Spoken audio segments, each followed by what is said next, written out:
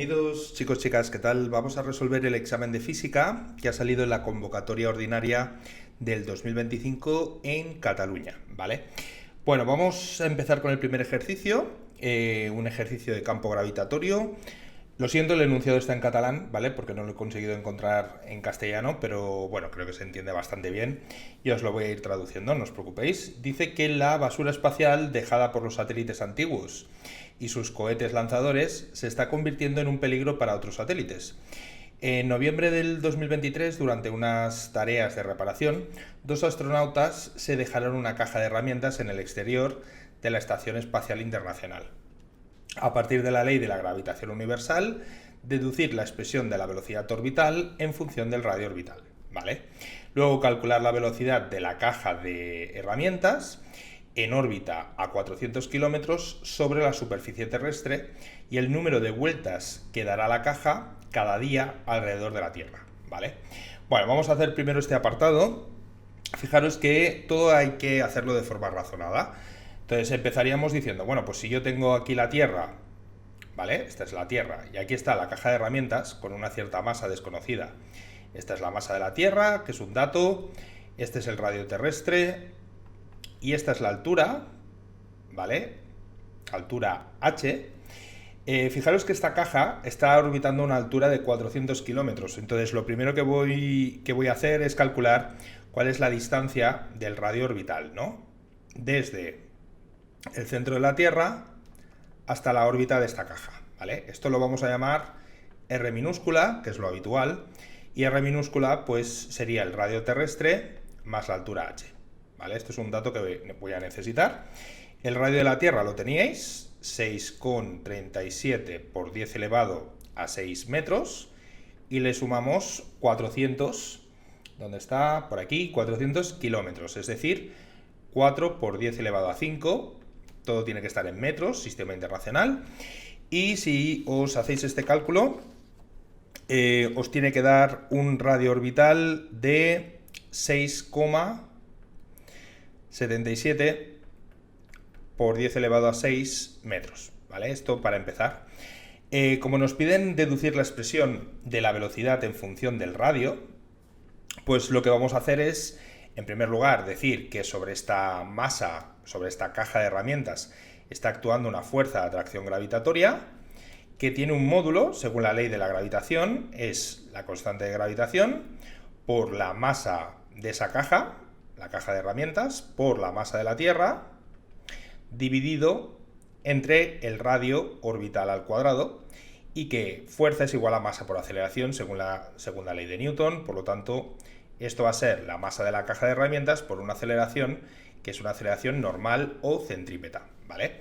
Estoy escribiendo el módulo y a partir de este módulo y sabiendo que eso está orbitando con órbita circular y que la aceleración normal, por lo tanto, se puede escribir como la velocidad al cuadrado partido por el radio, pues aplicando todo esto nos va a quedar que G por mca por la masa de la Tierra entre el radio al cuadrado va a ser igual a la masa de la caja de herramientas por la velocidad al cuadrado partido por R. Y aquí pues podemos simplificar varias cosas, ¿no? En primer lugar, la masa de la caja de herramientas se nos va a ir y uno de estos radios se va con uno de estos. Y de aquí, pues despejando ya la velocidad, os va a quedar la raíz cuadrada. Tendríamos la constante de gravitación por la masa de la Tierra dividido entre el radio orbital, ¿vale? Esta es la expresión de la velocidad, que si nos piden calcular el valor de esta velocidad para la caja de herramientas, pues tenemos todos los datos, como veis, vamos a sustituir, nos quedaría la raíz cuadrada, aquí tendríais G, 6,67 por 10 elevado a menos 11, la masa de la Tierra también era un dato conocido, 5,98 por 10 elevado a 24, tiene que estar en kilogramos, y R, que es el radio orbital que ya habíamos calculado, es este, 6,77 por 10 elevado a 6 metros.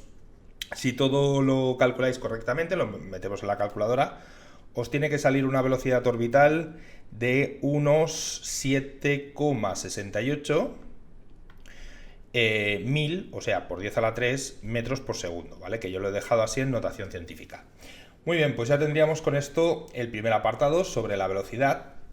Ahora vamos a ver cómo podemos calcular el número de vueltas que da esta caja de herramientas en un día, ¿vale? Bien, lo primero es conocer cuál es el periodo orbital de esa caja. Entonces, el periodo orbital, pues podemos calcularlo de muchas maneras. Una de ellas es decir, bueno, ¿qué distancia recorre? Recorre una distancia de 2pi por el radio orbital. Si lo dividimos entre la velocidad que lleva, pues ya lo tenéis, ¿vale? Como teníamos todos estos datos, pues multiplicando 2pi por el radio orbital de 6,77 por 10 elevado a 6 metros, lo dividimos entre la velocidad que nos acabamos de calcular, de 7,68 por 10 elevado a 3. Todo está en el sistema internacional, con lo cual esto nos va a quedar en segundos. Aproximadamente 5,54 por 10 elevado a 3 segundos. Este es el periodo de esa caja alrededor de la Tierra, es decir, tarda esto en dar una vuelta alrededor de la Tierra. Por otro lado, tenemos el periodo terrestre, ¿vale? El tiempo de un día, ¿vale? Un día son 24 horas que podemos pasar a segundos. Haciendo un factor de conversión, una hora son 3600 segundos. Y con esto pues ya tendríamos este resultado en segundos. 86,4 por 10 elevado a 3 segundos.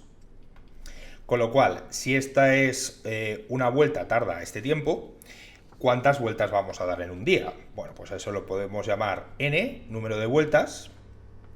Tendríamos que coger el tiempo de un día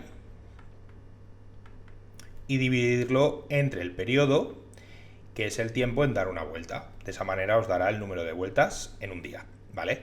Así que hacemos 86,4 por 10 a la 6 segundos y lo dividís entre el periodo, que eran 5,54 por 10 elevado a 3 segundos. Esto os va a dar aproximadamente unas 15,6 vueltas en un día, ¿vale? Perfecto. Bueno, pues con esto ya hemos resuelto el primer apartado. Voy a borrarlo. Y ahora vamos con el apartado B. El apartado B ya va de otro... Bueno, cambia un poquito el enunciado, porque ahora nos dicen que la estación espacial está planificado su fin para el año 2031. De una manera gradual y controlada, se va a ir bajando la órbita hasta 280 kilómetros de altura sobre la superficie terrestre. Calcular la energía mecánica de la estación internacional en esa órbita y justificar el signo.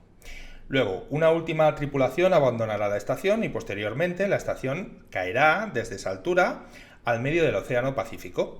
Calcula con qué energía cinética impactará la estación contra el agua, sin tener en cuenta los efectos de la atmósfera terrestre. Bueno, como veis es un problema de energías, de conservación de la energía. Lo primero, estamos en una órbita ahora que tiene una altura orbital sobre la Tierra de 280 kilómetros. Con lo cual necesito conocer cuál es el radio orbital a esa altura. Es decir, vamos a sumar de nuevo el radio terrestre más la altura. Bien, esto os quedaría 6,37 por 10 elevado a 6 metros más... y esto lo podemos dejar en forma también científica, ¿vale? Notación científica, 2,8 por 10 elevado a 5 metros, ¿no? Bueno, pues esto os tiene que dar aproximadamente 6,65 por 10 elevado a 6 metros, que es mi radio orbital de esa estación en el año 2031, cuando esté en esa órbita más baja, ¿vale? A partir de ahí vamos a calcular o vamos a deducir la expresión de la energía mecánica. La energía mecánica es la suma de la energía cinética más la energía potencial. La energía cinética sería un medio de la masa, pero ¿la masa de quién? Pues de la estación espacial, y como pone aquí, vamos a utilizar la misma nomenclatura, por su velocidad orbital al cuadrado. Y la energía potencial gravitatoria es negativa, es menos g, la masa de la estación espacial, por la masa de la Tierra, y aquí hay que dividirlo entre el radio orbital r. Vale, como recordaréis, hemos deducido antes la relación que había entre la velocidad y el radio cuando un cuerpo está orbitando con órbita circular. Es decir, v nos había quedado la raíz cuadrada de g por la masa de la Tierra entre el radio. Esto lo podéis utilizar sustituyendo lo que vale v.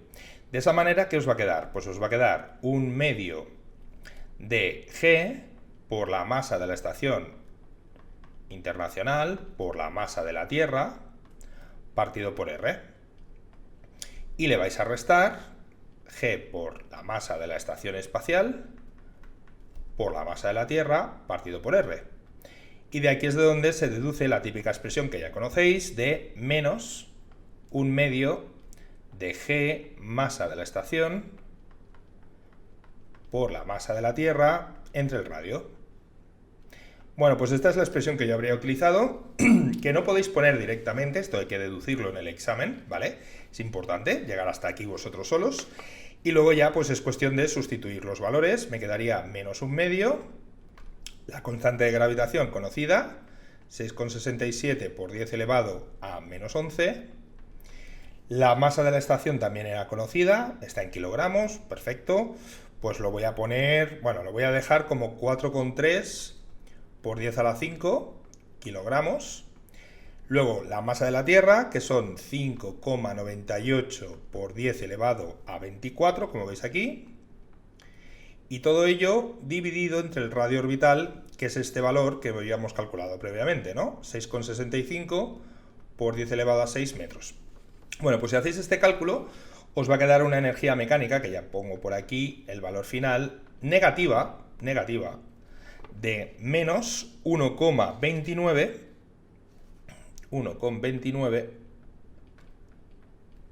por 10 elevado a 13 julios.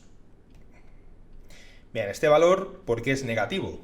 Bueno, que el signo de la energía mecánica sea negativo, lo que nos está indicando es que la estación todavía está ligada de alguna manera a la Tierra, ¿vale? Y que su órbita, por lo tanto, es una órbita cerrada, como ya sabéis. En el momento que esa energía mecánica se volviese cero, querría decir que escapa, ¿no? Que escapa de la órbita terrestre y que su órbita pasa a ser una órbita abierta, que puede ser, pues normalmente una parábola o una hipérbola, ¿vale? Pero en este caso, pues es una órbita circular, obviamente cerrada, y por eso la energía mecánica es negativa, ¿vale? Eso justifica el signo de la energía mecánica. Muy bien, esto por un lado. Ya hemos hecho este cálculo y ahora vamos a ver el siguiente apartado. Muy bien, en el momento que la tripulación ya abandona, nos dicen con qué energía cinética va a impactar la estación contra el agua sin tener en cuenta los efectos de la atmósfera. Es decir, el único efecto que está actuando, las únicas fuerzas, son la fuerza de la atracción gravitatoria, que es una fuerza conservativa, con lo cual podéis aplicar la conservación de la energía, ¿vale? Así que la energía mecánica que yo tengo inicialmente, que es cuando estaba orbitando, va a ser igual a la energía mecánica final, ¿vale? ¿Y qué va a ser la energía mecánica final? Pues va a ser la energía cinética final, que es lo que me están pidiendo, más la energía potencial final, ¿vale? Final, vamos a escribirlo bien. Así que despejando de aquí, la energía cinética final va a ser la energía mecánica que yo tenía inicialmente menos la energía potencial final. Y esto es el cálculo que había que hacer, un balance de energías, ¿no? Vale, podemos calcular por un lado cuánto vale esta energía potencial final, porque cuando impacta la superficie terrestre, cuando choca contra el agua, pues obviamente conocemos a qué distancia está del centro de la Tierra, es el radio terrestre. Así que podemos escribir la siguiente expresión, menos la constante de gravitación por la masa de la estación, por la masa de la Tierra, y aquí vamos a dividir entre el radio, que es el radio terrestre, que también era un valor conocido, y por lo tanto pues lo tenemos todo, menos 6,67 por 10 elevado a menos 11. Aquí colocamos la masa de la estación, que son 4,3 por 10 a la 5. La masa de la Tierra, 5,98 por 10 elevado a 24, y todo ello hay que dividirlo entre el radio de la Tierra, ¿vale? No os equivoquéis aquí, que hay que coger el radio terrestre. 6,37 por 10 elevado a 6. Bueno, pues esto os va a dar un valor también negativo, la energía potencial gravitatoria es negativa, de menos 2,69 por 10 elevado a 13 julios. Vale, así que tenemos la energía mecánica inicial, tenemos la energía potencial final. Así que ahora solo hay que hacer una resta. Cogéis la energía mecánica inicial de menos 1,29 por 10 a la 13 y menos por menos se convierte en un más 2,69 por 10 a la 13. Y esta va a ser mi energía cinética cuando impacte, aproximadamente 1,4 por 10 elevado a 13 julios. ¿Vale? Con esa energía cinética impactará a la superficie del agua. Bueno, pues con esto, chicos, creo que ya lo hemos resuelto todo y ya quedaría el primer ejercicio resuelto. Bien, vamos a pasar al ejercicio 2, ejercicio de campos electromagnéticos, que se podía escoger entre opción A y opción B. Vamos a hacer la opción A. Nos dicen que el experimento de Millikan permitió determinar la carga de un electrón, que el montaje de este experimento consta de dos placas metálicas horizontales, una sobre la otra, separadas verticalmente por una distancia d y conectadas a una fuente de potencial eléctrico regulable. En el espacio que hay entre las placas se introducen algunas gotas de aceite cargadas negativamente. El experimento consiste en crear un campo eléctrico entre las placas y conseguir una posición de equilibrio de las gotas de aceite contrarrestando su peso, ¿vale? Muy bien, nos piden hacer un esquema del dispositivo empleado por Millikan, dibujando las fuerzas que actúan sobre una gota de aceite esférica, indicar y razonar el signo de la carga que tendría cada placa y la dirección y sentido del campo eléctrico generado por estas placas. Suponiendo ahora que las placas se conectan a un potencial eléctrico de 2 kilovoltios y que la distancia entre las placas es de 2 centímetros, calcular el campo eléctrico creado entre las placas y dibujarlo en el mismo esquema. Bueno, este primer apartado, bueno, pues el esquema sería algo parecido a esto, ¿vale? Tenemos una placa positiva, tenemos una placa negativa y tenemos una diferencia de potencial de manera que la de arriba es positiva y la de abajo negativa. ¿Por qué? Pues porque como nos dicen que las gotas de aceite están cargadas negativamente, es como tener una carga negativa, claro, por un lado está el peso, que tira para abajo, pero necesitamos una fuerza que vaya para arriba que contrarreste el peso. Así que eso solo va a pasar si se siente atraído por la placa positiva que está arriba, ¿vale? Otra manera de verlo es que el campo eléctrico va a ir dirigido de la placa positiva a la negativa, siempre va dirigido hacia potenciales decrecientes y va a ser un campo uniforme, ¿vale? Porque estamos entre placas plano, paralelas, en principio indefinidas, ¿vale? Placas infinitas. Muy bien, bueno, pues este sería el esquema de fuerzas que veis aquí, con una placa positiva arriba, una placa negativa abajo y unas líneas de campo eléctrico que irían dirigidas hacia abajo y con un campo eléctrico uniforme y obviamente uniforme y homogéneo, es decir, siempre vale lo mismo, ¿vale? Y se puede calcular fácilmente, que es lo que nos piden aquí. Bueno, para calcular el módulo de este campo, solo tenemos que aplicar la diferencia de potencial entre la distancia que hay entre las placas, ¿vale? Recordar que las unidades de campo pueden ser voltio entre metro y eso ya te da una pista para recordar esta expresión, ¿no? ¿Cuál es la diferencia de potencial entre las placas? Pues son 2 kilovoltios, así que son 2000 voltios. Y esto hay que dividirlo entre 2 centímetros, pero hay que ponerlo en metros, por lo tanto 2 por 10 elevado a menos 2 metros. Haciendo este cálculo, pues ya os queda que el 2 se va con el 2 y esto es 10 a la 3, 10 a la 2, 10 a la 5, ¿no? Por lo tanto tendríamos 10 elevado a 5 voltios partido por metro, el valor del campo eléctrico que nos pedían. Y con esto y el esquema, pues ya está respondida la primera pregunta, ¿no? El primer apartado. Ahora nos dicen, teniendo en cuenta que la densidad del aceite, vamos a apuntarlo, la densidad del aceite son 923 kilogramos partido metro cúbico.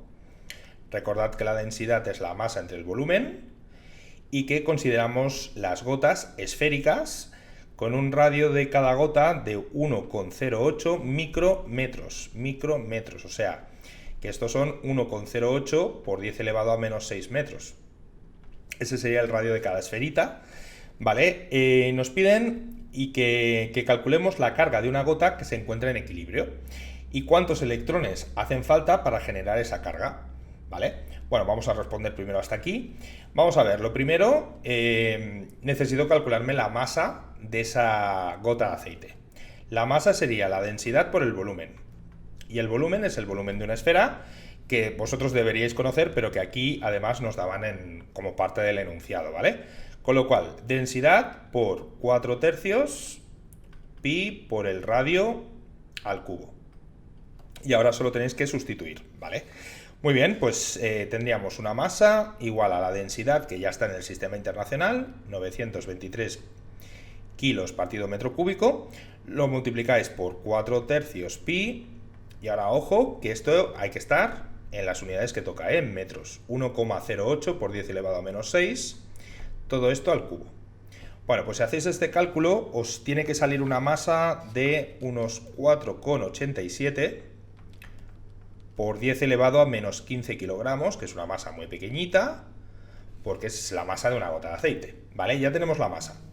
Por otro lado, haciendo un balance de fuerzas, vemos que para que esto esté en equilibrio, el módulo de la fuerza eléctrica y el módulo de la fuerza a peso se tienen que compensar. Entonces la fuerza eléctrica tiene que ser igual a el peso, que es la masa por la gravedad. La fuerza eléctrica, ¿cómo se calcula? Pues es la carga por el campo. Aquí estoy cogiendo el valor absoluto de la carga y el módulo del campo, ¿vale? Porque estoy trabajando con módulos y esto es igual a masa por gravedad. Como me piden cuál es el valor de la carga de la gota, pues la carga va a ser la masa por la gravedad entre el valor del campo que nos habíamos calculado previamente. Así que, bueno, pues ya lo tenemos todo. Vamos a ver qué nos quedaría. Voy a borrar algo porque aquí tenemos muchas cosas que no nos hacen falta ya. Esto fuera.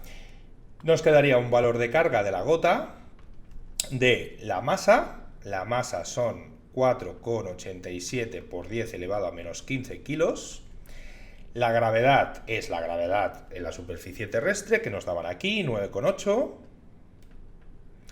y hay que dividirlo entre el campo que nos habíamos calculado de 10 elevado a 5. Bien, si os hacéis este cálculo, os tiene que salir un valor de 4,77 por 10 elevado a menos 19, y esto tendrá unidades, sistema internacional, de coulombios. Perfecto. Ahora, ¿cuántos electrones harían falta para conseguir esta carga? Bueno, pues como tenemos cuánto vale la carga de un electrón, pues solo hay que hacer un cociente, ¿no? El número de electrones, digamos, sería la carga dividido entre la carga fundamental de un electrón, ¿vale? Bien, pues vamos a hacer este cálculo. Aquí estoy cogiendo de nuevo el valor absoluto, ¿vale?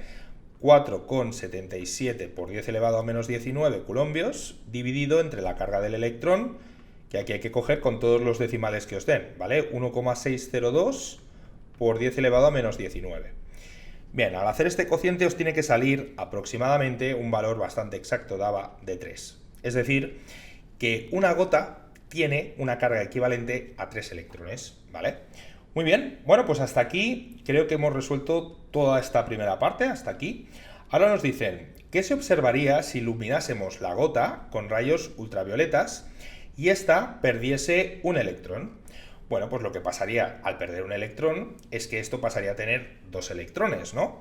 Por lo tanto, la carga disminuiría. Si disminuye la carga, también va a disminuir la fuerza eléctrica. Si disminuye la fuerza eléctrica, el peso gana a la fuerza eléctrica. Con lo cual, prácticamente, esto se va a sentir atraído hacia abajo, va a caer, dejaría de estar en equilibrio, ¿vale? Entonces, esto es simplemente justificarlo. La carga va a disminuir, vamos a tener una nueva carga menor, ¿vale? Porque esta carga es la equivalente a 2 electrones y esta era equivalente a 3, ¿vale? Y por lo tanto, cuando yo haga el balance, la fuerza eléctrica va a ser más pequeña que el peso. Por lo tanto, esto acabaría ganando y iría hacia abajo, ¿vale? Teníais una fuerza que es el peso resultante, la fuerza resultante iría para abajo, ¿vale? Se podía calcular o se podía simplemente justificar, no nos piden calcular nada, solamente justificar la respuesta. Bueno, pues ya estaría. Bueno, pues este era el ejercicio. Obviamente lo de iluminar con rayos ultravioletas, ya sabéis que se refiere a que tú lanzas un fotón y ese fotón tiene suficiente energía como para arrancar un electrón de la gota de aceite, pero eso no nos lo pedían calcular. Eso sería algo de física del siglo XX, obviamente, pero en este contexto solo teníais que decir qué pasaba cuando la carga disminuía, ¿vale? Muy bien, pues espero que se haya entendido este primer ejercicio 2A. Ahora pasamos al 2B. Bien, vamos a seguir con el ejercicio 2, opción B, que dice lo siguiente. Formamos un circuito con un cable metálico en forma de U, que veis en el dibujo, ¿vale? Y lo cerramos por la parte superior con una barra metálica que puede deslizarse libremente, tal y como muestra la figura. La anchura de la U, aquí la tenéis, 0,25 metros. Inicialmente la altura del circuito es de 0,3, ¿vale? A continuación desplazamos la barra hacia abajo con una velocidad constante de 5 metros por segundo. Este circuito se encuentra situado en una región donde hay un campo magnético de módulo 2 Tesla perpendicular al plano que forma el circuito y con sentido hacia fuera del papel, como veis también aquí. Muy bien, y nos piden, bueno, es el típico ejercicio de inducción que ya hemos hecho muchas veces, calcular la expresión del flujo magnético del circuito en función del tiempo y la fuerza electromotriz inducida en el circuito, indicar el sentido de circulación de la corriente inducida y justificar la respuesta. Perfecto, bueno, pues para hacer este primer apartado, lo que tenemos que recordar aquí es, primero, el flujo magnético se calcula como un producto escalar, ¿vale? Del campo por el vector superficie. ¿Para dónde vamos a coger el vector superficie? Bueno, pues yo lo voy a coger hacia afuera del papel, de manera que sea paralelo al campo, ¿vale? ¿Cuánto vale ese vector superficie? Bueno, pues el vector superficie sí que va a ir variando con el tiempo, ¿no? De hecho, la superficie va a ir variando con el tiempo. Bueno, puedo quitar aquí el vector y quedarme solamente con el módulo de esa superficie. Claro, fijaros que se refiere a este rectángulo, ¿no? Este rectángulo va a variar con el tiempo porque cada vez se hace más pequeñito, puesto que esto se está moviendo para abajo con una cierta velocidad.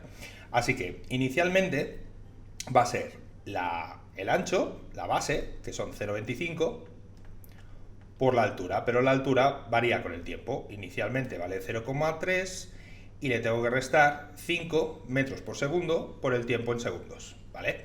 Esto ya tendría unidades de metros cuadrados, ¿vale? Muy bien, entonces, como hemos dicho que B y S son paralelos, aquí tendríais que hacer el módulo de B por el módulo de S por el coseno del ángulo que forman, que son 90 grados, ¿vale? 90, perdón, son 0 grados, ¿vale?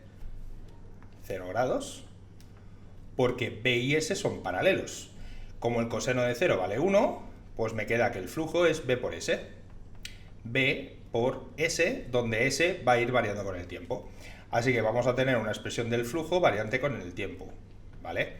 De B es el módulo del campo, que son 2 Tesla, por S, que son 0,25 por 0,3 menos 5 por T. Este resultado se mide en Weber, ¿vale? Entonces ahora lo multiplicamos y ya nos quedaría una expresión. Si multiplicáis 2 por 0,25 os da 0,5, 0,5 por 0,3 os da 0,15, así que esto va a ser 0,15 menos 0,5 por 5, que son 2,5. 2,5 por T. Y esta es la expresión de mi flujo que nos pedían en Weber, ¿vale? Todo sistema internacional. Tampoco pasa nada si aquí en lugar de poner Weber, ponéis Tesla por metro cuadrado, ¿vale? Tampoco os lo van a poner mal, pero que recordéis que en el sistema internacional un Tesla por metro cuadrado es lo mismo que un Weber, ¿vale? Muy bien, pues ya tenemos la expresión del flujo. Ahora, ¿cómo calculamos la fuerza electromotriz inducida? Bueno, pues de la ley de Lenz sabemos que de Faraday-Lenz o Faraday-Henry dice que la fuerza electromotriz inducida es menos la derivada del flujo respecto del tiempo. Si yo derivo esta expresión respecto de t, ¿qué nos queda? Pues 2,5, cambio de signo, otra vez cambio de signo, con lo cual me quedan 2,5 voltios. Así que esta es la fuerza electromotriz inducida, que como veis va a ser constante, ¿vale? Muy bien, bueno, pues con esto hemos hecho el primer apartado. Nos falta decir, cuál es el sentido de la corriente inducida en el circuito, ¿vale? Eso lo podéis justificar de nuevo con la ley de Faraday-Lenz, ¿vale? Lo escribo Faraday-Lenz. ¿Qué dice esta ley? La ley de Faraday-Lenz lo que nos dice es que la fuerza electromotriz inducida y la corriente inducida es tal que se opone a la variación de flujo. ¿Este flujo está aumentando o está disminuyendo? Está disminuyendo. Lo vemos, ¿no? Cada vez se hace más pequeña la superficie, con lo cual el flujo disminuye. Entonces, ¿qué queremos? Que aumente. ¿Y cómo tiene que aumentar? Pues creando un campo inducido que se suma al campo inductor, al campo que ya existía, ¿vale? Entonces, aplicando aquí la regla de la mano derecha, para que el campo inducido vaya para fuera del papel, pues la corriente va a tener que seguir el sentido que veis aquí, un sentido horario, ¿no? Por aquí circularía la corriente inducida, ¿vale? Lo voy a escribir, corriente inducida, y este es mi campo inducido, ¿vale? Entonces esto justificaría el sentido de la corriente. Podéis decir que estáis aplicando la ley de Faraday-Lenz y que estáis aplicando la regla de la mano derecha, y ya está, ¿vale? Con esto ya hemos hecho este apartado. Ahora, apartado B. Vale, supongamos ahora, voy a borrar esto, borro esto, y dice, supongamos que la barra presenta una resistencia óhmica de 50 ohmios y que el resto del circuito no presenta ninguna resistencia. Vale, calcular la intensidad eléctrica que circulará por el circuito y calcular la fuerza magnética que actúa sobre la barra y representarla en la figura. Vale, ¿qué va a pasar? A ver, si yo tengo aquí una resistencia y hay una diferencia de potencial, que es esta fuerza electromotriz inducida, pues por la ley de Ohm va a aparecer una corriente, ¿vale? Esa corriente se puede calcular aplicando la ley de Ohm como la fuerza electromotriz partido por la resistencia de la barra. Entonces, en este caso, tenéis 2,5 voltios y tenéis 50 ohmios. Haciendo este cociente os va a quedar 0,05 amperios, que son pues unos 50 miliamperios si lo queréis poner en miliamperios, ¿vale? 50 miliamperios, ¿vale? Esa es la corriente. Entonces, ahora fijaros lo que está pasando. Borro todo esto y me quedo solamente con lo importante. Tenemos una corriente que circula para allá, inducida, y de 50 miliamperios. Pero también tenemos un campo magnético que va hacia afuera del papel de 2 Tesla. Claro, sobre un campo, sobre un hilo de corriente que circula una corriente, dentro de un campo aparece una fuerza, que es la fuerza de Laplace. Y la ley de Laplace nos dice que esa fuerza se puede calcular haciendo un producto vectorial, ¿vale? Sería la corriente por la longitud, vector longitud, producto vectorial, el campo, ¿vale? La longitud, ¿para dónde va? La longitud va en el sentido de la corriente, es decir, va hacia la izquierda. El campo va hacia afuera. Si aplicáis la regla de la mano derecha, os va a quedar una fuerza que va a ir hacia arriba. Es decir, la fuerza magnética que actúa sobre la barra va a ser una fuerza hacia arriba. Es decir, se opone justamente al movimiento de la barra, que eso es lo que viene a decir la ley de Lenz, ¿no? Que la consecuencia es oponernos a la variación de flujo. Vale, si queremos calcular cuánto vale esta fuerza en módulo, claro, como son perpendiculares, y aquí habría que aplicar el seno de 90, pues nos va a quedar 1, así que solamente tenéis que multiplicar la corriente por la longitud de la barra por el valor del campo. La corriente son 0,05 amperios, la longitud son 0,25 metros y el valor del campo son 2 Tesla. Vale, pues si hacéis este producto os tiene que salir 0,025 newtons, ¿vale? Que yo he cogido en módulo, pero si lo queréis poner vectorialmente, pues tendríamos que ponernos aquí unos ejes de referencia, ¿vale? Por ejemplo, los típicos ejes, si queréis, esto es X, esto es Y, Z iría hacia afuera del papel, ¿no? Y decir que la fuerza vectorialmente es 0,025 J newtons, ¿vale? Esto si nos lo hubiesen pedido vectorialmente, se puede escribir así. Muy bien, bueno, pues con esto creo que ya tenemos la fuerza magnética que actúa sobre la barra, está representada en el dibujo, y el valor de la intensidad eléctrica que circula por la corriente, que vale, como veis, 50 miliamperios, con lo cual ya hemos resuelto todo el ejercicio. Espero que se haya entendido y ahora vamos a pasar al 3. Pasamos al ejercicio 3 de vibraciones y ondas, donde se podía escoger entre la opción A o la opción B. ¿Vale? La opción A dice así: en una exposición de arte hay una obra que consiste en una moneda situada en el interior de un bloque macizo de policarbonato transparente, justo en el centro de la cara posterior, tal y como indica la figura. El bloque tiene forma de ortoedro, de caja de zapatos, y un índice de refracción de 1,58. Una persona está observando la obra desde un punto medio de la cara opuesta y llega una segunda persona y se sitúa a la derecha de la primera, como veis aquí en el dibujo. Sorprendentemente, no ve la moneda en el interior del bloque, ¿vale? A partir de la ley de Snell, deducir la expresión del ángulo límite o ángulo crítico en función de los índices de refracción de los dos medios. Calcular el ángulo límite con estos datos del problema y justificar si se podría dar este fenómeno en caso de invertir los medios, de que invirtiésemos los medios, ¿vale? Bueno, para este primer apartado vamos a ver si esto se entiende bien. El dibujo yo creo que queda bastante claro, ¿no? Para que esta persona no vea, fijaros que estamos pasando de un índice mayor, que es el índice del bloque, del policarbonato, ¿vale? Que tiene un valor de, nos dicen por aquí, 1,58. Y el rayo de luz, que, imaginaros, vendría por aquí, hasta esta persona, incidiría, el ángulo de incidencia sería este, y pasa a un índice más pequeño, que es el del aire, ¿vale? El índice del aire, que vale 1, con lo cual el rayo se abre. Se puede llegar el caso en el que se abra tanto, que se produzca el fenómeno de la reflexión total, ¿no? Que aquí tengáis un ángulo refractado de 90. Esa es la situación del ángulo crítico.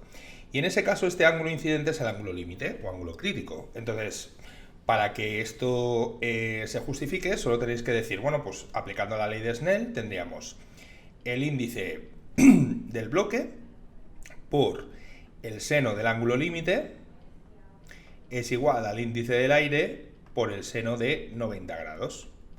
Como el seno de 90 vale 1, pues de aquí os podéis despejar cuánto vale el ángulo límite, como el arcoseno de NA partido por NP.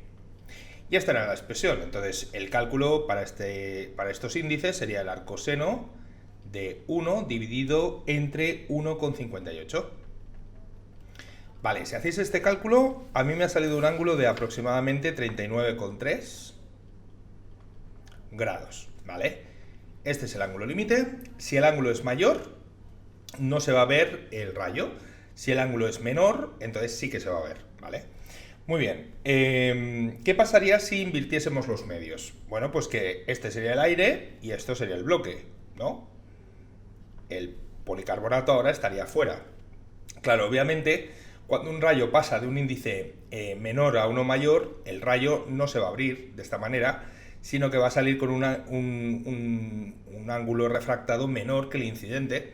Y esto se puede ver, pues matemáticamente, como que no va a existir ningún ángulo límite, porque fijaros que el ángulo límite en ese caso sería el arcoseno de 1,58 entre 1, pero como el seno es una función que no está definida más allá del 1, el arcoseno de algo más grande que 1 no se puede hacer. Esto no existe, ¿vale? Esto estaría mal. Y por lo tanto, pues no va a haber situación de ángulo crítico, no va a haber, sería imposible que se diese el fenómeno de la reflexión total, ¿vale? Bueno, pues esto es lo que tenía que explicar en el primer apartado. Creo que lo hemos calculado bien. Ahora, vamos a ver, borro esto, me quedo con el ángulo límite, que creo que lo vamos a necesitar. Borro esto. Vale, y ahora me dicen, ¿a qué distancia máxima D, que es esta distancia entre las dos personas que están observando el cuadro, ¿no? Deberíamos colocar la segunda persona respecto a la primera para que vea la moneda.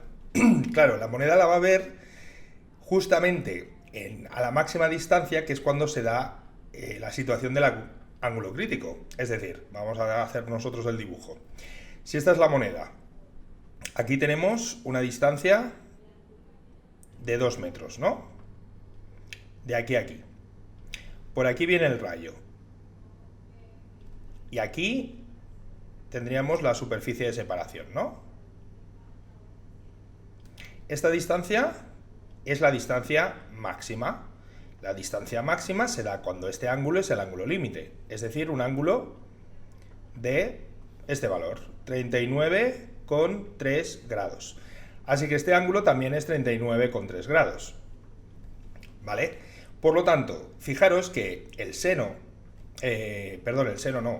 la tangente del ángulo límite va a ser el cateto opuesto, que es la distancia máxima, partido por la hipotenusa, que es 2, ¿vale? Y de aquí, pues podéis calcularos cuál es esa distancia máxima. Va a ser 2 veces la tangente del ángulo límite, ¿vale? Bueno, pues haciendo los cálculos, 2 por la tangente de 39,3 grados, os tiene que salir un valor de 1,635 metros. ¿Vale? Esa es la máxima distancia a la que podemos poner aquí a la segunda persona respecto a la primera persona que estaba en línea recta, ¿vale? Muy bien, con esto ya hemos respondido la primera parte, hasta aquí, ¿no? Calcular el rayo, o consideramos el rayo de luz que sale de la moneda, que llega a la interficie del policarbonato con el aire, y este ángulo es el ángulo límite, dibujar un esquema de los rayos incidente, reflejado y refractado para este caso. Bueno, pues el rayo refractado saldría con un ángulo por aquí, como ya sabéis, de 90 grados, y el ángulo reflejado, pues según la ley de la reflexión, saldrá con el mismo ángulo que el incidente, es decir, si entraba aquí con 39,3, va a salir por aquí también con 39,3 grados, ¿vale? Entonces esto es más o menos el dibujito que os teníais que hacer. Entra por aquí, rebotaría y saldría con el mismo ángulo, y justamente en esta situación pues tendríais un ángulo aquí refractado de 90, que también podéis decir, bueno, pues justo a partir de este momento ya no hay ángulo o ya no hay rayo refractado al aire, ¿vale? Bueno, pues un ejercicio bastante fácil de aplicación de la ley de Snell y del ángulo crítico, ¿vale? Vamos a pasar con el 3B. Bien, vamos a pasar con el ejercicio 3B, que también es de oscilaciones y ondas, pero en este caso es de ondas estacionarias, ¿vale? De ondas resonantes en una flauta. Entonces vamos a ver lo que dice. Una flauta travesera es un tubo metálico abierto por los dos extremos que tiene una longitud de 67 centímetros. Su sonido abarca o abraza un intervalo extenso de frecuencias y es un instrumento muy común en orquestas. En el primer apartado nos dicen que para tocar la nota más grave, el flautista ha de tapar con los dedos todos los agujeros laterales del tubo. Calcular las frecuencias del primer y tercer armónicos de una flauta travesera, en este caso, ¿vale? Dibujar estos dos armónicos y calcular para cada una de las posiciones, para cada uno, la posición de los nodos y vientres respecto de un extremo de la flauta. Bueno, es un ejercicio, ya digo, que es muy común en Cataluña, pero que igual pues no entra en otras comunidades autónomas. Sí que entra en Cataluña, que yo recuerde también en Andalucía puede salir algo de ondas estacionarias, pero en otras comunidades autónomas, pues digamos que no se pregunta en el temario de las PAU, ¿no? Pero bueno, vamos a hacerlo porque tampoco es un ejercicio muy complicado. A ver, lo primero es entender bien qué es esto de un tubo metálico abierto por ambos extremos. Fijaros que si este fuera mi tubo, vamos a dibujarlo, pues la primera frecuencia o la primera onda que podría resonar aquí dentro tendría que tener aquí un vientre y aquí otro vientre, porque está abierto por ambos lados, con lo cual haría una cosa pues parecido a esto. Este sería el dibujo, ¿no? Algo así, ¿vale? Esta sería mi onda. Aquí tendríais el primer vientre, aquí el segundo vientre, y aquí en medio, como veis, hay un nodo, y esta es la longitud de mi tubo, ¿vale? Pues lo vamos a llamar L. ¿Cómo sería el siguiente armónico? ¿Cómo sería la siguiente frecuencia a la que esto podría resonar? Pues manteniendo aquí un vientre y aquí otro vientre, ahora tendría que hacer una cosa así. Bajaría, volvería a subir, y aquí subiría y volvería a bajar, ¿vale? Esto sería mi segundo armónico. Claro, como veis, esto que yo he dibujado equivale a media longitud de onda. Ahora, este segundo dibujo equivale a una onda entera. Y así podríamos seguir. Es decir, que hay una relación entre la longitud del tubo, de la flauta, y las longitudes de onda que se pueden formar aquí dentro, de manera que va a ser siempre un número n de veces media longitud de onda, ¿vale? Donde n, en principio, puede tomar valores 1, 2, 3, 4, etcétera, etcétera, ¿vale? Esto se suele escribir así y se suele dejar un subíndice n para indicar que esto corresponde con el armónico enésimo, ¿vale? Normalmente al primer armónico, n igual a 1, se le llama frecuencia fundamental, ¿vale? Pero bueno, aquí nos hablan del primer armónico y del tercer armónico, con lo cual nos están diciendo que la n va a valer 1 y va a valer 3, ¿vale? A partir de aquí, si yo ya tengo la longitud de onda enésima, la podemos despejar, va a ser 2 veces L partido por n, ¿no? Podemos también calcularnos la frecuencia. Recordad que es una onda de sonido y por lo tanto la longitud de onda por la frecuencia es igual a la velocidad de propagación. Así que la frecuencia enésima va a ser la velocidad partido por la longitud de onda enésima. Con lo cual nos va a quedar pues algo que podemos escribir como n veces v partido por 2 veces L. ¿Vale? Bueno, pues a partir de aquí lo que podemos ver es que v partido por 2L se puede calcular y nos quedaría en función de la n, ¿vale? Vamos a hacerlo. La n por v, v es la velocidad de sonido en el aire, que son 343 metros por segundo, y esto hay que dividirlo entre 2 veces la longitud del tubo, que dice que son 67 centímetros, así que 0,67 metros. Os va a quedar una frecuencia en función de n que va a ser n veces unos 256 hercios. ¿Vale?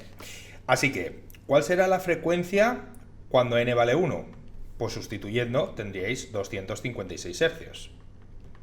¿Y cuál va a ser la frecuencia cuando n valga 3? Pues sustituyendo vais a tener 3 veces 256, que os va a dar 768 hercios. ¿Vale? Con esto ya tenemos las frecuencias que nos pedían aquí del primer y del tercer armónicos de la flauta travesera en este caso. Ahora, esto de dibujar los dos armónicos, bueno, pues es parecido a lo que he dibujado aquí, os lo voy a poner. ¿Vale? El dibujo sería el siguiente. Este sería para n igual a 1, ¿vale? Como veis, pues un vientre aquí, otro vientre aquí y un nodo en el medio. Y esto sería para n igual a 3, donde vais a tener aquí un vientre, aquí otro vientre, pero claro, aquí tenemos tres nodos y otros 2 vientres interiores dentro de la flauta, ¿vale? Estas distancias, pues se puede calcular con una fórmula o simplemente se puede ir calculando, no es muy complicado, ¿vale? Porque aunque no sepáis la fórmula de memoria, que yo no me la sé de memoria, no pasa nada, sí que sabemos que cada cuánto van a aparecer los vientres. Bueno, pues los vientres van a aparecer uno aquí y otro aquí, ¿vale? Fijaros que esto hemos quedado que es media longitud de onda. Por lo tanto, la distancia de los vientres siempre va a ser n veces media longitud de onda. ¿Queda claro? Entonces, por ejemplo, para n igual a 2, empezaría para n igual a 0, tendríais un vientre en el 0, esto es 0 metros, y otro vientre en n igual a 1, que es media longitud de onda, que corresponde con la longitud del tubo, o sea, 0,67 metros, ¿vale? Que es lo que veis aquí. ¿Dónde estará el nodo? El nodo van a aparecer donde, pues, cada un número impar de veces un cuarto de longitud de onda. Es decir, la posición de los nodos va a ser 2n más 1, es una manera de indicar un número impar de veces, lambda cuartos, ¿vale? Con lo cual, para el caso n igual a 1, pues fijaros que este nodo, este primer nodo, va a aparecer cuando la n valga 0, ¿vale? Porque ese es el primer valor. Aquí la n puede ir tomando valores de 0, 1, 2, etcétera, para que me salgan números empezando por el 0 y aquí empezando por el 1. Justamente a lambda cuartos. ¿Y cuánto es lambda cuartos? Pues la mitad del tubo. Aparecería una X, un nodo a una distancia que va a estar 0,335 metros, que es medio tubo, media flauta, ¿vale? Esto sería para n igual a 1. ¿Cómo quedaría esto para n igual a 3? Bueno, pues lo tenéis dibujado aquí debajo, es lo mismo. Va a aparecer un vientre en el 0, luego el siguiente vientre aparecería para n igual a 1, es decir, para lambda medios, pero claro, ahora la lambda es la lambda calculada en el caso de tener el tercer armónico, ¿vale? Con lo cual no coincide con el del anterior, ¿queda claro? Es decir, estábamos hablando de cuánto valdría la longitud de onda en el caso 3, pues acordaros que teníamos una expresión que era 2L partido por N, que es 3, ¿vale? Claro, con esto os va a salir una longitud de onda de valor 2/3 de la longitud del tubo, 0,67 metros. Que efectivamente se puede comprobar, ¿no? Fijaros que una longitud de onda entera, aquí se ve que es todo esto. De aquí a aquí. ¿Y esto a qué equivale? Justamente a 2/3 del tubo, ¿vale? Perfecto. Entonces, si a este valor lo vamos multiplicando por 0, esto entre 2, ¿vale? Esto entre 2, por 0, por 1, por 2, etcétera, ¿vale? Pues nos van a ir apareciendo los diferentes vientres, ¿no? En el 0, el siguiente vientre en 0,223, el siguiente vientre en 0,447 y el cuarto vientre, donde acaba el tubo, 0,67. Los nodos, pues aplicando la misma formulita, pero ahora poniendo aquí la longitud de onda entre 4 y vamos dando valores. En el 0, si la n vale 0, pues tendríais un cuarto de longitud de onda, que equivale a este valor de aquí, ¿no? Justo aquí. Si la n vale 1, pues aquí tendríais 2 más 1, que es 3, y os quedaría este nodo. Si la n vale 2, pues esto sería 4 más 1, 5, y os quedaría este nodo. Y así vamos encontrando todos estos valores que tenéis aquí indicados, ¿vale? Muy bien, bueno, pues esto es lo que había que hacer en este primer apartado. Como veis, bueno, pues tiene su gracia. Tampoco es que se pregunte muy habitual, pero, bueno, pues hay que saberlo hacer por si acaso. Vale. Vamos ahora con el apartado B. Dice ahora que tapamos uno de los extremos de la flauta, de manera que ésta se comporta ahora como un tubo que está abierto por un extremo y cerrado por el otro. Dibujar la onda estacionaria correspondiente al primero y al segundo modo de vibración posibles e indicar sus nodos y vientres. Bueno, muy parecido a lo que teníamos antes, pero ahora el dibujo pues va a ser algo así, ¿no? Ahora esta es la flauta, pero aquí está cerrado y aquí está abierto. Entonces, aquí tiene que haber a la fuerza un nodo, ¿vale? Y aquí tiene que haber a la fuerza un vientre, con lo cual el primer modo de vibración sería este.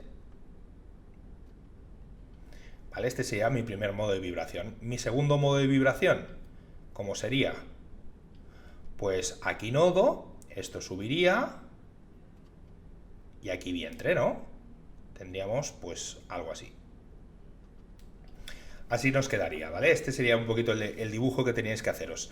Donde de nuevo, pues podemos encontrar una relación con las diferentes longitudes de onda en función de la longitud. Fijaros que ahora estamos hablando de un cuarto de longitud de onda y aquí un número impar, en este caso sería 3 cuartos de longitud de onda. Así que esto siempre va a ser un número n de veces, ¿vale?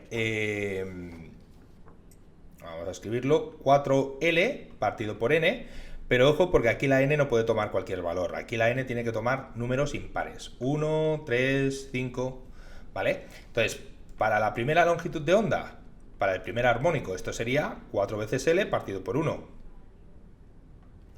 ¿Vale?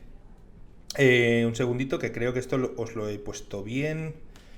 ¿Os lo he puesto bien esto? Sí, exacto, ¿vale? Con lo cual, pues fijaros que podemos calcular cuál es la longitud de onda de este modo. No lo he calculado, ¿vale? Porque esto, bueno, sí, lo vamos a calcular, que no cuesta nada. Sería 4 por 0,67, perdón, que os tiene que dar un valor de 2,68 metros. ¿Cuál sería la longitud de onda para el siguiente modo de vibración? Pues el siguiente modo de vibración sería para n igual a 3. Con lo cual aquí tendríais 4 por L partido por 3. O sea, 4 tercios por 0,67. Lo cual os daría un valor de longitud de onda de 0,893 metros. Y a partir de las longitudes de onda también podéis encontrar una expresión para la frecuencia de esos modos de vibración, ¿vale? Que sería la velocidad de propagación del sonido entre la longitud de onda, enésima, ¿no? Pues os va a quedar n veces v partido por 4 veces l. De nuevo, donde la n va a ir tomando valores impares, 1, 3, 5, etcétera, ¿vale? Bueno, pues de la misma manera que hemos calculado la longitud de onda, la frecuencia del primer armónico sería un valor de 343 partido por la longitud de onda del primer armónico, que son 2,68. ¿Y qué os va a quedar? Pues un valor de frecuencia de unos 128 hercios. Y la frecuencia del tercero es el segundo armónico o el segundo modo de vibración, pero se da para n igual a 3, con lo cual lo indicamos así.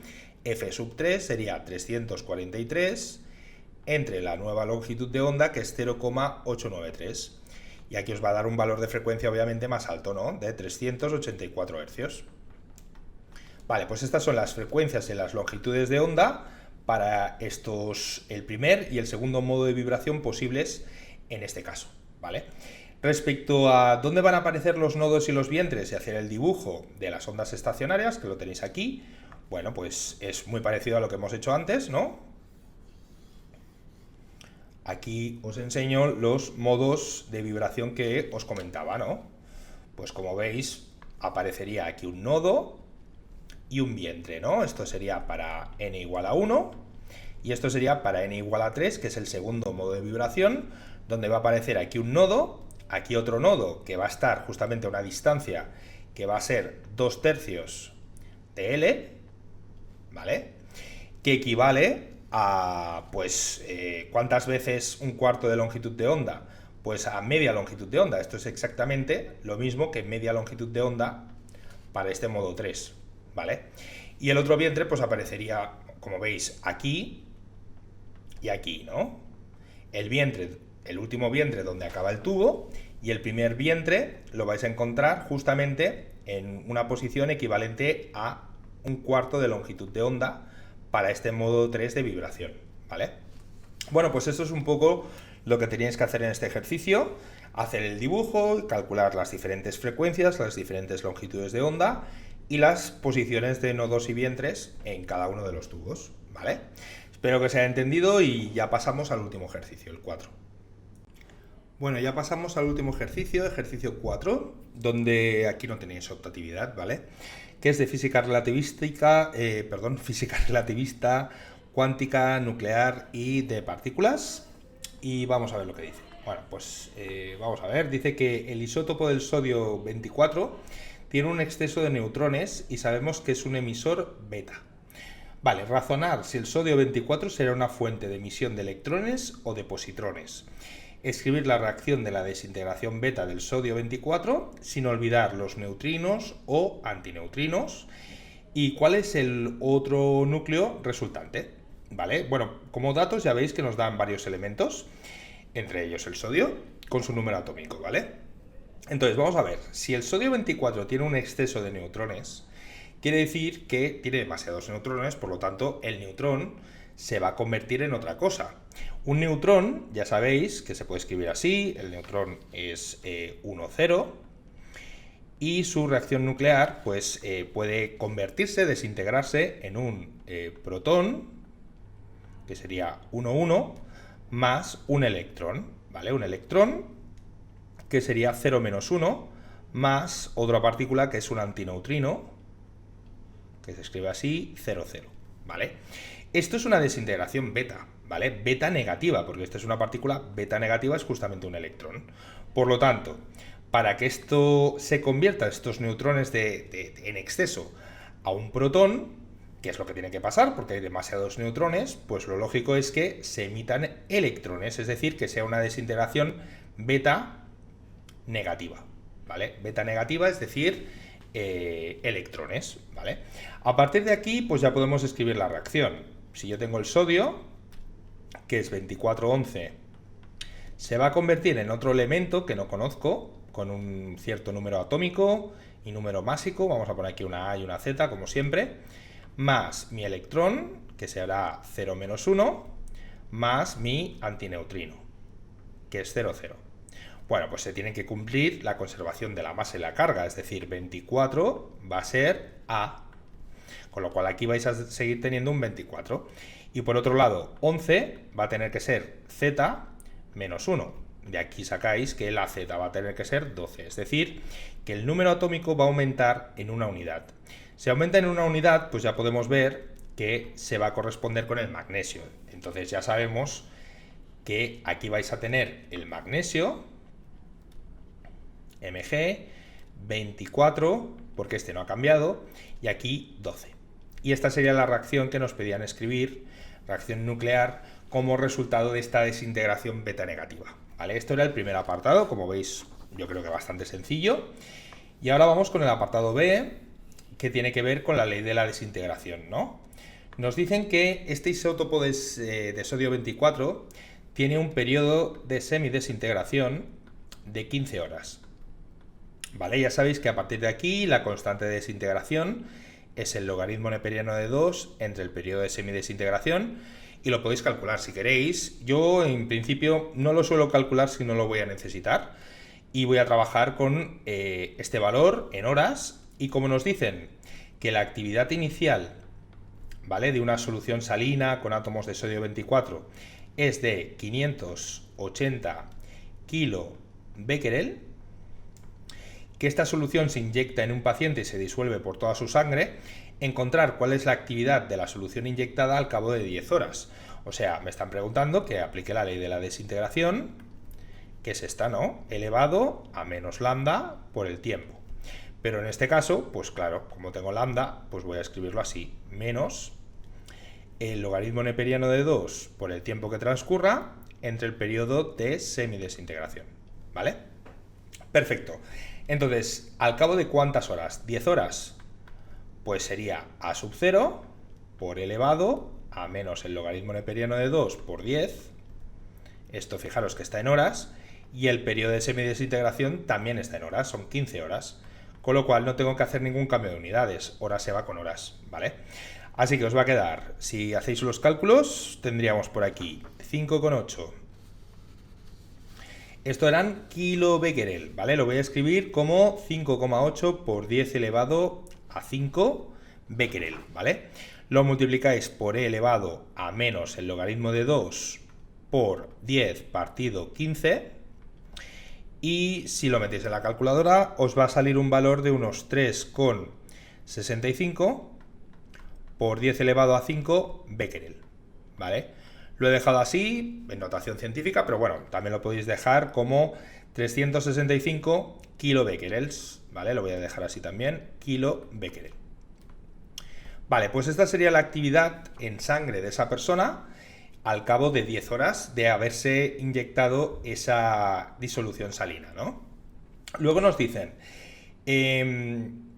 si al cabo de ese tiempo, si al cabo de 10 horas, en 1 mililitro de sangre hay una actividad de 60 becquerel, ¿cuál es el volumen de sangre del paciente? Bueno, lo que tenéis que pensar aquí es que la actividad, de alguna manera, está distribuyéndose de forma uniforme por toda la sangre, con lo cual la proporción de actividad que tiene 1 mililitro es la misma que tiene que tener toda la actividad entre todo el volumen de sangre, ¿vale? Esa es un poquito la idea. Como la actividad en ese momento ya la hemos calculado, pues fijaros que yo puedo decir que 3,65 por 10 a la 5 becquerel tiene que ser a todo el volumen de sangre total lo mismo que encuentro en 1 mililitro, es decir, 60 becquerel en un solo mililitro. Es como una regla de 3, ¿vale? Entonces, a partir de esta regla de 3 o a partir de esta proporción que se va a mantener, esto ya lo puedo borrar, pues ya podíamos deducir de aquí cuál es el volumen total de sangre que tiene el paciente, ¿no? El volumen de sangre, despejando, quedaría pues 3,65 por 10 a la 5 entre 60 becquerel se va con becquerel, ¿vale? Pero bueno, vamos a escribirlo, becquerel, becquerel, ¿veis? Esto es como si no estuviera, se va. por 1 mililitro. ¿Vale? Bueno, pues este resultado lo podéis pasar a litros si queréis, haciendo un factor de conversión más, porque lo normal es dar el resultado en litros, ¿no? Vale, pues como 1000 mililitros es lo mismo que 1 litro, pues esto hay que dividirlo entre 1000 y ya finalmente os daría un valor de aproximadamente 6,09 litros, que es el volumen en litros de sangre que tiene el paciente. ¿Vale? Así que como veis era un ejercicio de, pues nada, recordad que si la actividad de 1 mililitro en proporción tiene que ser la misma actividad de todo el volumen de sangre del paciente cuando se ha disuelto de forma uniforme por todo el cuerpo, ¿no? Con lo cual de ahí sale esta relación. Perfecto, bueno, pues con esto creo que ya lo hemos resuelto todo. Espero que se haya entendido y nos vemos en el próximo vídeo. Venga, muchas gracias.